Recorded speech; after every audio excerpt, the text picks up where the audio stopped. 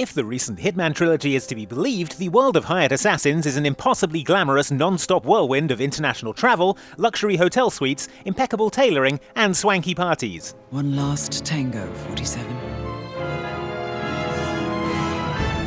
As such, if you find yourself the subject of a professional hit, you could reasonably expect to be killed in an impossibly glamorous way.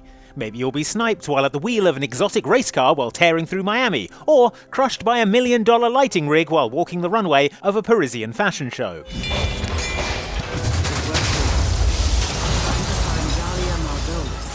Hitman is all about freedom of choice, however, and so offers plenty of alternative assassination methods that are less glamorous and more so totally embarrassing that you'd die of shame if you hadn't already died of being crushed by a barbell, so that people finding your corpse think you're a gym noob who doesn't crush PBs on the daily. 2 targets remaining.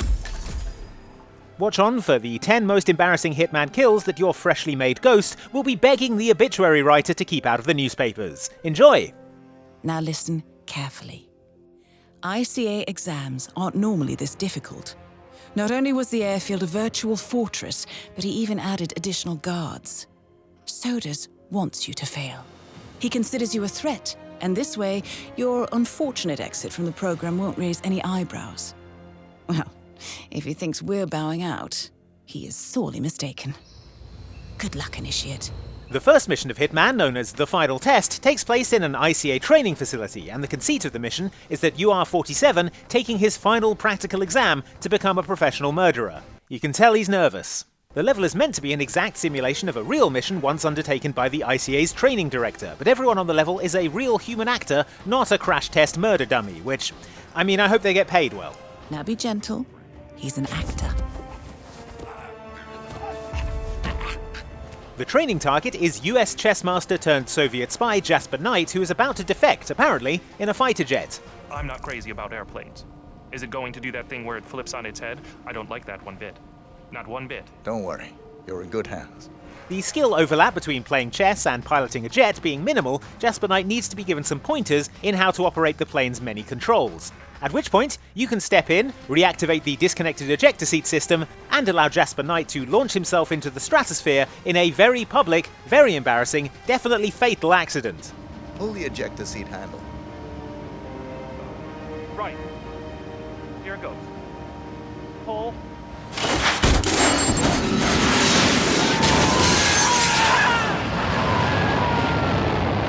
Or, I guess in this case, that was an actor pretending to be Jasper Knight. Still, another credit for the IMDb page. Good stuff.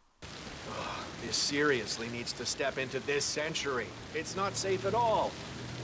If this was back home, it would be a lawsuit waiting to happen. One of Hitman 3's standout missions, Death in the Family, takes you to a sprawling country estate in Dartmoor, England, where you can solve a murder mystery while also causing several other murder mysteries. The target is Alexa Carlisle, who has gathered her family together at the house for several reasons, one of which is the taking of a commemorative family portrait. Right, get in position. Let's get this over with. After some setup involving strangling a photographer, putting on his clothes, and fiddling with some electrics and a fountain, 47 can create a perfect electric trap, primed to go off when the camera flash triggers. Just take the picture, we don't have all day. What this means for Alexa Carlisle is not only a horrific electrocution death, but also the exact moment of said electrocution death being captured forever in what I can only describe as a photo so embarrassing that you'd definitely untag yourself in it if it popped up on social media. And I guess if you weren't also dead.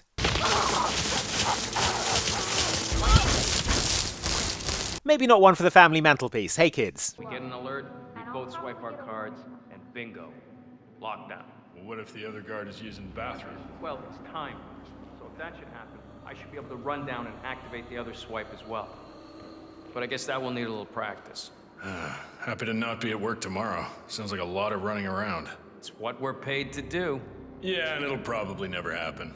Just like fire drills. Yeah. Just like fire drills. You can tell that the emergency evacuation plan for the 2 targets in Hitman 3's Dubai level, Marcus Stuyvesant and Carl Ingram, was intended to be very, very cool. The first option in case of emergency was for the 2 men to flee the towering skyscraper by helicopter, which, nice, very Bond villain.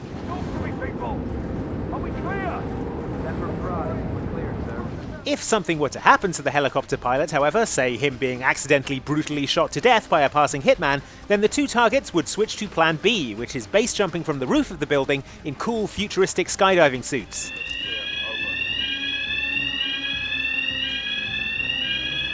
Which, yes, would be extremely cool, unless something were to happen to the parachutes, like, say, them being slashed to ribbons by a passing hitman.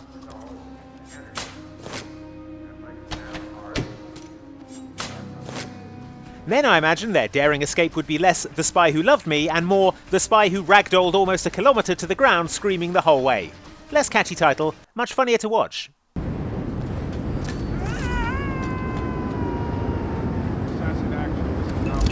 You got him, 47. Marcus Stuyvesant won't be a problem anymore.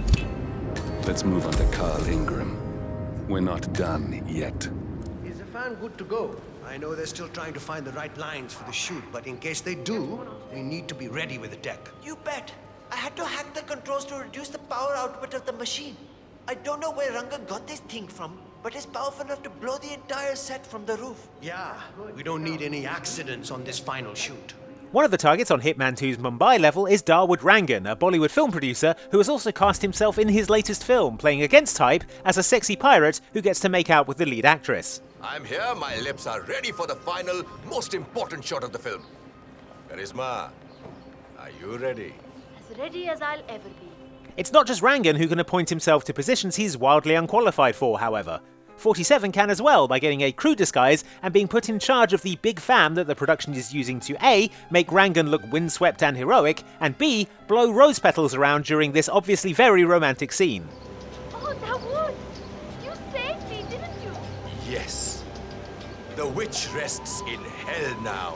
As with so many things in the alarmingly unsafe world of Hitman, the giant fan can be sabotaged, letting you crank the fan speed up to 11 and send Rangan hilariously spinning off into the sky like he's Team Rocket blasting off again. Somebody stop! I cannot believe this! Dawood Rangan is confirmed killed. With a slightly more tragic ending. Still, got it all on film. Something fun for the funeral. Why would anyone do this? Feeding a hippo meat is so stupid. Sure, the guy's a drug lord and everything, but seriously, what if it doesn't respond?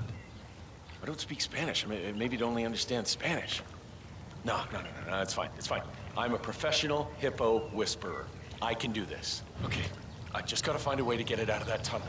Despite looking like an ambulatory tube of cookie dough, a hippo is actually incredibly deadly, a fact you can discover for yourself in Hitman's Columbia level.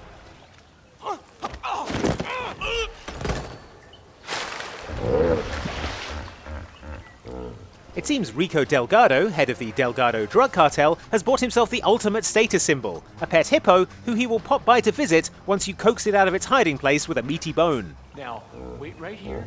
I'll go find your master. Don't move. Being a Hitman target, Delgado will also dismiss all his guards so that he can be alone, as Hitman targets are so often bafflingly eager to do. Presumably he just wants a quiet moment alone with his prize hippopotamus. If you'll excuse me, and leave us alone for a little while. I want to spend some time with Mijo by myself. Then it's a simple case of upending Rico so he winds up in the hippo pool so the two can get better acquainted. Unfortunately for Rico, it seems all this watermelon wasn't doing it for this hippo, and he's still got quite an appetite.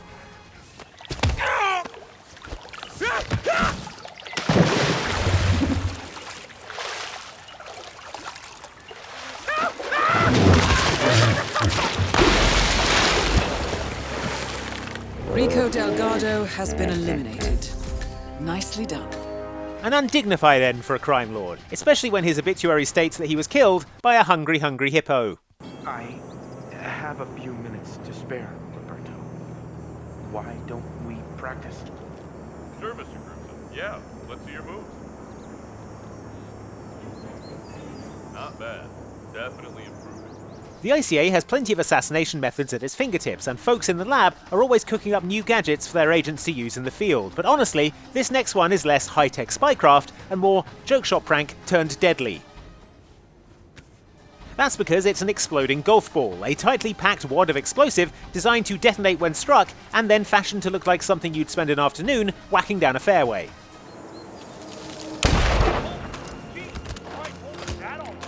simply pop one of these explosive golf balls into Silvio Caruso's bucket, and the next time he goes to practice his swing, 4 becomes C4 as the ball detonates and sends him cartwheeling hilariously off into the trellises like a carelessly struck drive at Augusta.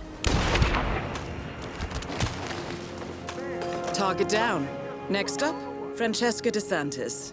Also, the golf pro dies, but, you know, that's on him for giving Caruso such a powerful swing. Yeah, that's some fireworks from up. I wouldn't touch it if I were you. Novikov's expecting a heads up before the trigger the display. Hey, buddy. Novikov asked me to fetch him. He wants to trigger the fireworks himself. A good hitman is able to adapt, improvise, and use anything that comes to hand as a weapon, but even the best hitmen would be impressed with Agent 47 using one of his 2 targets as a murder weapon to kill the other one. That's an option available to you on the Paris level in the first Hitman, although it takes a bit of setting up. First, you need to get the remote control for the fireworks display, then you need to get into position on the balcony next to the Iago auction. Fireworks? Is that Victor's grand finale? Once you're in place, you can set the fireworks going, at which point the targets will move to watch this spectacular show and conveniently orient themselves in such a way that tipping Dalia Margolis off the balcony causes her to plummet in the most undignified manner imaginable directly onto the unsuspecting head of Viktor Novikov, leaving them both in a big crunched up heap. Both targets are down. Great work. Now head towards an exit. And with so many members of the celebrity press and so many cameras around, there's no way you're passing this off as any kind of cool, sexy fashion death. Sorry, guys. Mr. Strandberg is ready for you. Follow me, please. I must say I was surprised that Consul Olander authorized this interview. Adding fuel to the fire, I should think. But that is not my call. One of your targets in Hitman's Morocco level is Klaus-Hugo Strandberg, a Swedish banker who is hanging out in the Swedish embassy where things are extremely Swedish. So Swedish, in fact, that they have a giant model moose hanging from the ceiling where all the Swedish occupants of the building can look at it and go, "Ah, Sweden, land of mooses." I mean, I assume that's what's going on here. I don't have a better explanation. Tyler Clark, producer, and this is our cameraman Finley. Tyler and Finley. Splendid. Anyway, for an ironic, undignified, aggressively Swedish death here, you can disguise yourself as a member of a film crew here to interview Strandberg. Strandberg, for reasons best known to himself, decides that the best place to conduct the interview is directly underneath the giant moose. The light is nice over here. Not that I want to tell you boys how to do your jobs, good heavens. As such, it's very easy for a practiced hitman like 47 to pop upstairs, shoot the cable suspending the moose, and watch as this giant quadruped crashes down onto Strandberg in yet another filmed death that'll be showing up on YouTube almost as soon as it's happened, probably soundtracked by Comedy Tuba music. Target down. Next up, Reza Zaydan. As a side note, anyone else think that 47 is secretly a comedy genius? Just me? I mean, he graduated from West Point, la-di-da-da, flying colors and all. But has he seen actual combat? Not unless you count enhanced interrogation. Strandberg isn't the only target in Marrakesh. There's also General Reza Zaydan, a ruthless military leader who apparently isn't training his men very well because they will sit themselves down in front of an intercom system and start loudly bad-mouthing him even when you turn it on and start broadcasting them to the entire building. Keen to assert his dominance, Zaydan will march over to the men to give them a loud and angry bollocking, which, to be fair, they deserve for not understanding how microphones work. What the bloody... Those dogs are going to regret this. Unfortunately for Zaydan, he has chosen to deliver this rebuke directly underneath a big hole in the ceiling, above which precariously rests a toilet, which would surely be the most embarrassing thing for a decorated military leader to be killed by if someone were to, say, boot it down the hole directly onto his head. This is Sierra Niner. Get someone to Target down. Move on to Klaus Strandberg. Right, like that. Thanks, 47. So Rose basically wants you to pretend you're with Interpol, get her to come with you, and then what? I'm supposed to lure her to the slurry pit and tell her to roll over on Rose and the rest of us. Try to get her to turn on us. Be interesting to see how she reacts. On the pleasant ways to die scale, at one end you have at an advanced age, at peace, surrounded by loved ones, and on the other end you have drowning in That's the gross, embarrassing fate awaiting Penelope Graves, one of the targets in Hitman's Colorado level, who you can convince to join you for a clandestine meeting by what the level discovery pop-up calls a tar pit, but which everyone else refers to as what it clearly is, a slurry pit. I'll explain everything at the slurry pit. It will be in your best interest to do as I say. I understand. I'll see you there. A slurry pit, in case you weren't aware, is where farmers gather all their animal waste in one place. It's a big pool of basically. Anyway, Graves clearly knows the drill when it comes to being a hitman target and so dismisses her guards. Look, I appreciate that you've been assigned to protect me, but please just leave me alone for a few. And then goes and stands with her back to you, facing the slurry pit. It's just not possible.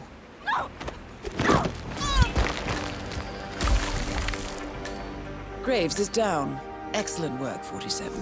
I mean, I don't know what she was expecting to happen. Those were the most embarrassing Hitman kills from the new Hitman trilogy, the details of which you definitely want to keep out of your official obituary. Did we miss your fave embarrassing accidental kill? Let us know in the comments, and remember to like, subscribe, and hit the bell icon for lots more Hitman from Outside Xbox. Thanks for watching.